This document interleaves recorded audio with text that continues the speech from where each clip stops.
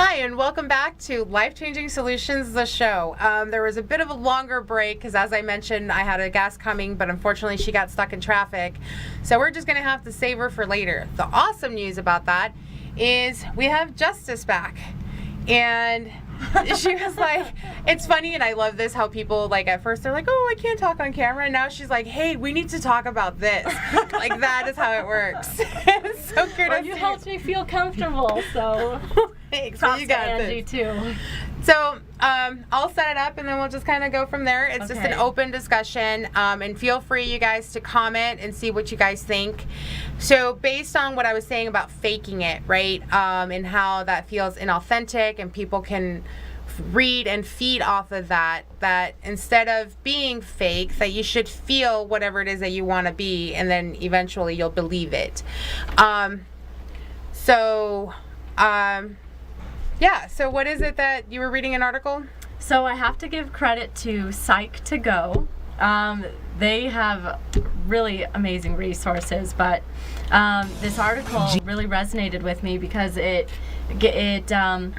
just shed light on some signs that some signs that could be considered manipulation. And like you said before, manipulation could be anything, and it could be positive, like embracing a situation and making it the best that it can be. But there are also some things that you can, some manipulation tactics that you can do that can really negatively sever relationships and just make it really hard to connect with people. One of the signs is interpreting things for your own benefit. So not really giving acknowledgement to what the other person is feeling. So like if we agreed to have sandwiches tonight, and you know that I love Subway, but you want to go to Port of Subs, you might manipulate things so that we go there, but for example, I would be like, that's the most basic way I can. Oh no, I love it. And so I think that examples are just the best way to really convey it. So no, you're on point. So what you're saying is, we want to go have a sandwich. That much is clear. Yes. You're Subway, I'm Port of Subs. And I want to manipulate it, so I'm going to be like, hey, you know what? Subway burned down last night, so we're going to have to go to Port of Subs, right? So I'm manipulating you to come to Port of Subs because you're like, well, okay, it's not really where you wanted to go. It's not what you wanted to do. Yeah, or maybe like you'll just automatically show up at Port of Subs and go, oh, hey, where are you at? I thought we were supposed to meet for sandwiches.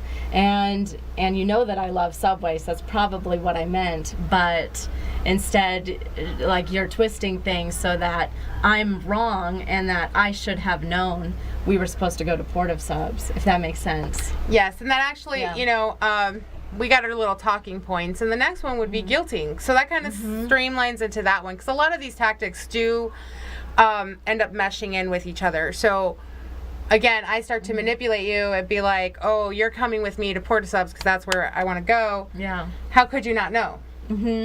Right? And I start to guilt you, and you're like, oh, so maybe it is on me. Yeah, exactly. And that doesn't really get you very far, because it just leaves the other person wondering, what's wrong with me, or why did I assume the wrong thing?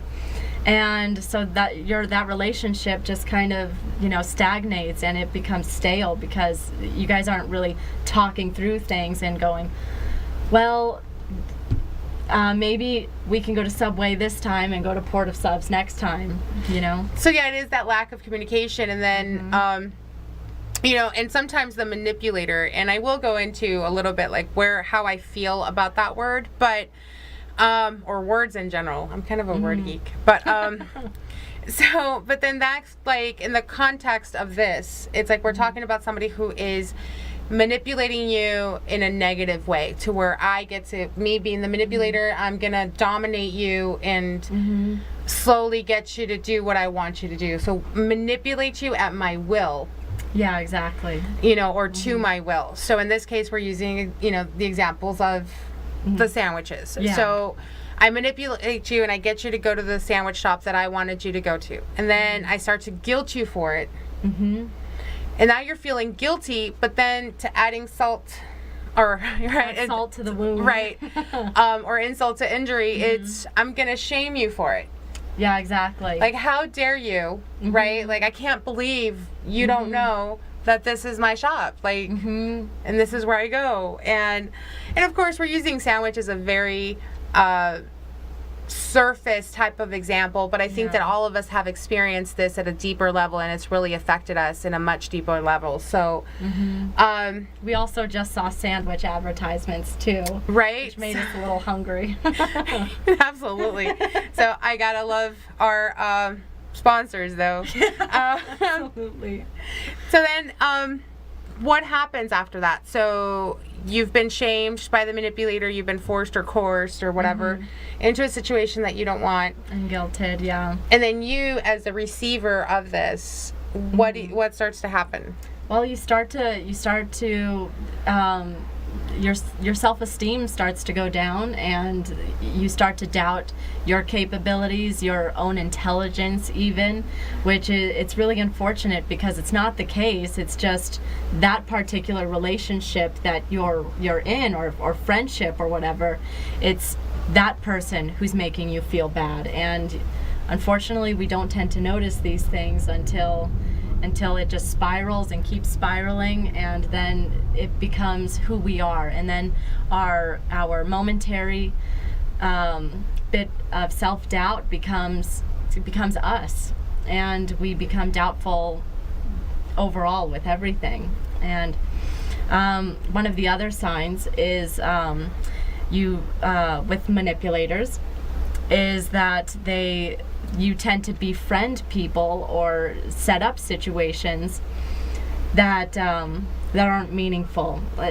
In other words, like, you'll befriend my enemy for the sake of knowing that it hurts me. And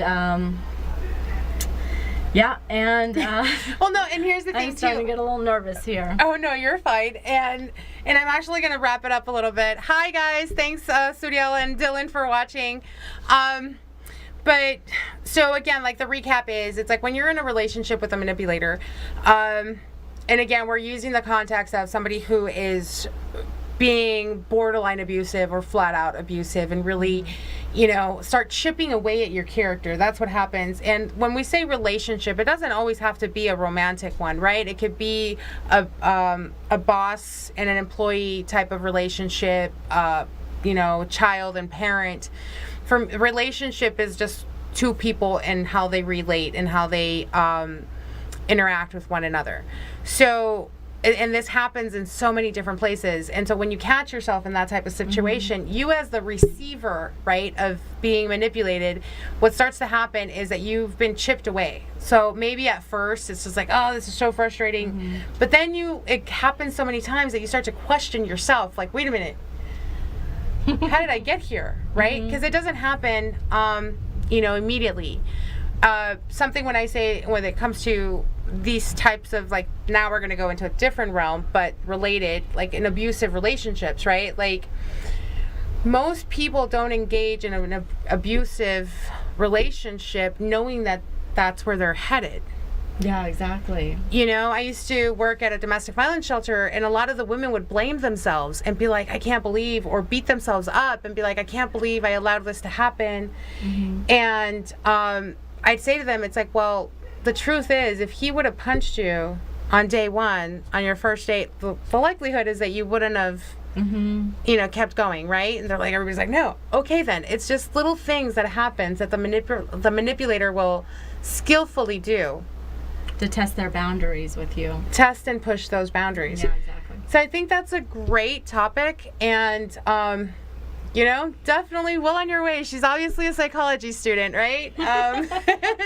Doing the mentor proud. But no, so thank you everybody for watching. Again, you can follow me on Angie Amico or Life Changing Solutions. And thanks, bye. Bye.